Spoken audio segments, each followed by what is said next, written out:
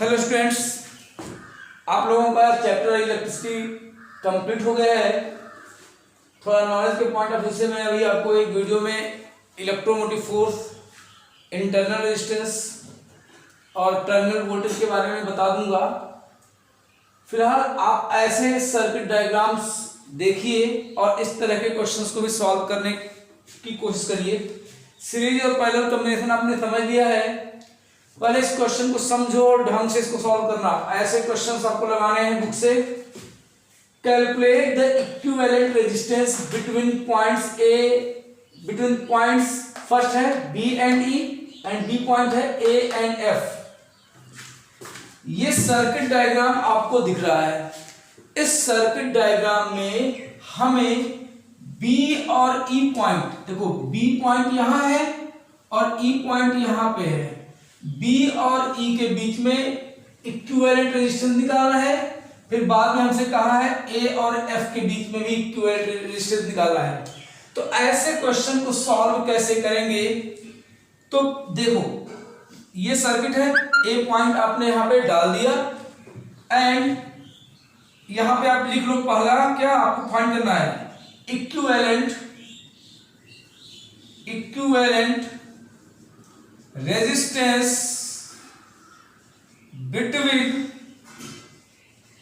B and E. First question में B and E के बीच में इक्विवेलेंट यानी रिजल्टेंट या फिर टोटल रेजिस्टेंस कितना होगा बी और ई के बीच में, ये निकाला था।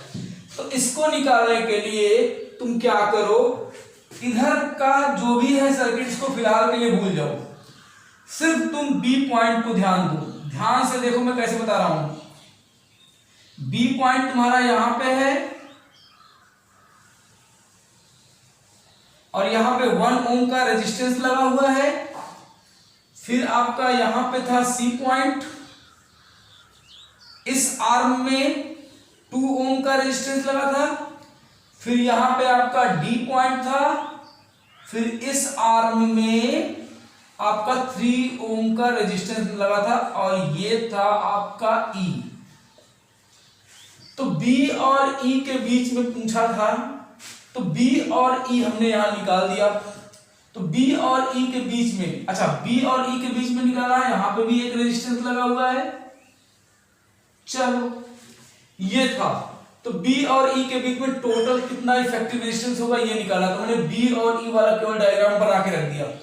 अब इधर फिलहाल के लिए भूल जाओ कि कुछ है, इसको आगे बढ़ा दो। मैंने कहा कि अगर आपको ये पता करना है कि कौन सा सीरीज में है कौन सा पैरेलल में है, तो आप देखा करो कि किसमें कौन कौन से रजिस्टर्स ऐसे हैं जिसमें सेम अमाउंट में करंट फ्लो हो रही है। तो ये पता करने के लिए आप क्या करोगे, इस बी पॉइंट को तुम बैटरी के पॉजिटिव टर्मिनल से जोड़ दो और ई पॉइंट को बैटरी के निगेटिव टर्मिनल से जोड़ दो।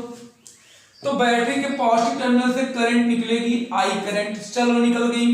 जब वो करंट इस जंक्शन पे पहुंची तो उसको फ्लो करने के लिए 2 रास्ते दिखाई दिए, एक इधर की तरफ और एक इधर की तरफ। तो यहां से करंट निकली थी, मान लो इधर I1 करंट चली गई और इसमें चली गई I2 करंट। अब जरा ध्यान से समझो कि यही I1 करंट 1 ओम रजिस्टर में भी जा रही है, वही I1 करंट फ्लो होते होते 2 ओम में भी जाएगी, वही I1 करंट यहां से 3 ओम में भी आएगी। यानी same current I1 flows through 1 ohm 2 ohm and 3 ohm resistor. तो अगर सेम करंट 1 ओम 2 ओम और 3 ओम में फ्लो कर रही है, इसका मतलब ये तीनों सीरीज में होंगे। अब आप ये मत सोचना कि ये ऐसे बना हुआ है तो ये पैरेलल में होगा। ये समझने के लिए सर्किट, जब टिपिकल सर्किट तुम्हारे सामने आएगा तुम ऐसे पता लगाना करंट जिन 2 पॉइंट्स के बीच में तुमको इफेक्टिव रेजिस्टेंस निकालना होगा, एक को बैटरी के पॉजिटिव से दूसरे को बैटरी के निगेटिव से जोड़ देना, करंट को फ्लो कराना, फिर देखना किसमें सेम करंट फ्लो हो रही है। तो 1 ओम 2 ओम और 3 ओम में सेम करंट फ्लो हो रही है। तो यहां पे स्टेटमेंट लिखना, since same amount of current flows through 1 ohm, 2 ohm and 3 ohm, therefore resultant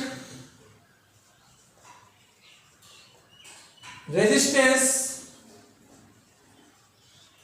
of 1 ohm, 2 ohm and 3 ohm is equal to, अब इसको कुछ भी बोल दो, R1 बोल दो, तो क्या होगा, भाई सीरीज में फार्मूला क्या था, R is equal to R1 plus R2 plus R3, याद आ रहा है, ओके। तो ये सीरीज में है, सभी ऐड हो जाएंगे, तो 1 प्लस 2 3, 3 प्लस 3 6 ohm, यानी 1 ohm, 2 ohm और 3 ohm के जगह पे आ गया 6 ohm। अब हमारा सर्किट कुछ ऐसे बन जाएगा, ध्यान से देखो, इन तीनों के जगह पे लिख देना है 6 ohm, और हमने उन तीनों को यहां पे लिख दिया 6 ohm, इसी को आप R1 बोल रहे थे, और ये आपका B पॉइंट था और ये आपका E पॉइंट था, ठीक है, ओके। और इन B और E के बीच में इस R में भी आपका कितना ओम का रेजिस्टेंस लगा था, 3 ओम का, यहां भी आपका 3 ओम का रेजिस्टेंस था, तो 3 ओम यहां कर दिया। अब देखो क्या हो रहा है, ये बैटरी के पॉजिटिव से जुड़ा था और ये बैटरी के निगेटिव से जुड़ा था, करंट यहां से आ रही थी, इधर I1 करंट फ्लो हो रही थी, तो यही I1 करंट तीनों में फ्लो हुई थी, तो उन तीनों की जगह पे लिख दिया मैंने क्या, 6 ओम का रेजिस्टर बना दिया। तो यहाँ पे I1 करंट गई थी, इसमें गई थी I2 करंट। तो अब देखो यहाँ पर इसमें I1 करंट और इसमें I2 करंट, तो पैरेलल कॉम्बिनेशन वाला वीडियो फिर से देखना अगर समझ में नहीं आए। पैरेलल कॉम्बिनेशन वाले में मैंने आपको बताया था, if the different amount of current flows through the resistors, then the resistors will be in parallel। तो यहाँ पे ये दोनों किसमें होंगे, पैरेलल। तो अब B और E के बीच में और तो कुछ बचा नहीं है, therefore EQUI क्या, इक्विवेलेंट क्या, रेजिस्टेंस किसके किसके बीच में, बिटवीन B एंड E क्या हो जाएगा, अब ये पैरेलल में है, तो पैरेलल वाला formula 1/R is equal to 1/R1 plus 1/R2 plus 1/R3। तो अभी तो हमें इधर भी रेजिस्टेंस है, तो इसको फाइनल ना बोलो, इसको R डैश बोल दो, क्या बोल दो, R डैश। तो 1/R dash is equal to 1/R1 plus 1/R2, यही होता है। तो एक 3 ओम का है, 1/3 ओम कर दो, 1/3 हो गया, फिर एक 6 ओम का है तो 1/6 कर दो, तो 1/R dash is equal to 6 LCM हो जाएगा, 3 2 जा, फिर ये 1 हो गया, तो यहां से 1/R dash is equal to 3/6, यानी कि R dash is equal to 1/R dash is equal to 1/2, यानी कि R डैश रेसिप्रोकल करोगे तो कितना आएगा, 2 ओम। तो पहले वाले का आंसर निकल गया, यानी B और E के बीच में जो इफेक्टिव रेजिस्टेंस होगा वो कितना होगा, 2 ओम का। कितना होगा, 2 ओम का। स्क्रीनशॉट ले लो और स्क्रीनशॉट लेने के बाद इसको जूम करके ढंग से नोट कर लेना, ओके। चलो ठीक है, अब हम दूसरे क्वेश्चन की तरफ आते हैं। ए वाला क्वेश्चन हो गया, ये हमारा ए पार्ट था इस क्वेश्चन का। अब इसमें एक और भी पार्ट था, उसको भी देखो, उसको कैसे लगाओगे उसको देखो। अब B और E के बीच में टोटल कितना आ गया था, 2 ओम। अब हमारा सेकेंड पॉइंट लिख लो ऐसे ही, equivalent resistance between, equivalent resistance between किसके किसके बीच में, A and F, A and F, ये हमें फाइंड करना है। तो भाई A तुम्हारा यहां था, देखो, और यहां पे लगा था कितने ओम का रेजिस्टेंस, 3 ओम का, और B और E के बीच में ये सब मिला करके कितने हो गए थे फर्स्ट पार्ट में, 2 ओम। तो इन सब के जगह पे कहीं भी लगा दो ऐसे 2 ओम। फिर क्या हुआ, ये देखो, ये था F, ये था F। अब देखो यहां पे भी कितना था, 3 ओम। अब एक बार ढंग से समझाता हूं फिर से, यहां 3 ओम लगा ही था, यहां F के पास 3 ओम लगा ही था। बी और ई के बीच में, मतलब ये पूरे का रिजल्टेंट निकाल लिया था तुमने, बी और ई के बीच में कितने 2 ओम। तो इन सब के जगह पे हमने क्या रख दिया, केवल 2 ओम। अब देखो ये बैटरी के पॉजिटिव टर्मिनल से जुड़ा हुआ है, ये बैटरी के निगेटिव टर्मिनल से जोड़ दो। अब जो भी करंट यहां से फ्लो होगी वही करंट इसमें भी, वही करंट इसमें भी, वही करंट इसमें भी, तो सेम करंट सब में फ्लो होते हुए यहां से आगे बैटरी का पॉजिटिव टर्मिनल जितना करंट दे रहा है उतना ही करंट यहां से वापस आ गई उसके पास। तो अब सेम करंट सब में फ्लो होने लगी, तो ये सब किस में होंगे, सीरीज में। तो now 3 Om, 2 ohm and 3 ohm are in series, therefore equivalent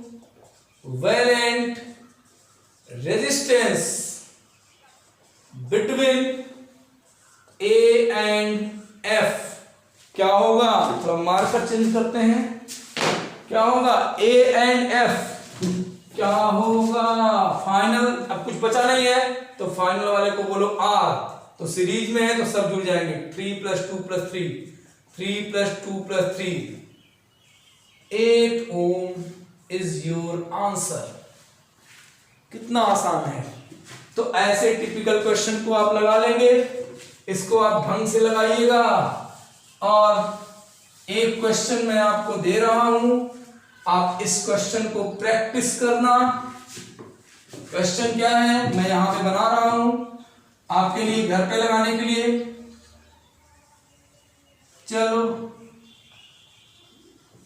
ये हो गया। चलो पहले ये पॉइंट ए है और ये पॉइंट बी है। ए और बी के बीच में आपको निकालना है रेजिस्टेंस। इसको मन करे तो सी और डी बोल दो, इसको क्या बोल दो, सी और डी। और ए और बी के बीच में इफेक्टिव रेजिस्टेंस निकालना है। मैं इसको मिटा दे रहा हूं, क्वेश्चन मैं लिख दे रहा हूं, ये होमवर्क है, आप सब लोग इसको करके भी दिखाएंगे। Calculate the equivalent resistance between points A and B, A and B. तो सबको हम कितना कर दें, कितना मन कर रहा है, बोलो बोलो जो मन करे। 3 ओम का बोल दें, चलो 3 ओम, 3 ओम, 3 ओम, 3 ओम। ओके, थोड़ा चेंज कर देते हैं, इसको ऐसे कर दो, 1 ओम कर दो, इसको 2 ओम कर दो, इसको 3 ओम कर दो, इसको 4 ओम कर दो। चलो अब लिखना आसान हो जाएगा। ए और बी के बीच में तुमको इफेक्टिव रेजिस्टेंस निकालना है, ध्यान से समझना। मैं पहले हिंट दे दिया हूं, ए से करंट फ्लो करा रहा हूं, बी से निकाल रहा हूं। तो इसको ढंग से लगा करके सीट को शेयर करो। Okay, thank you.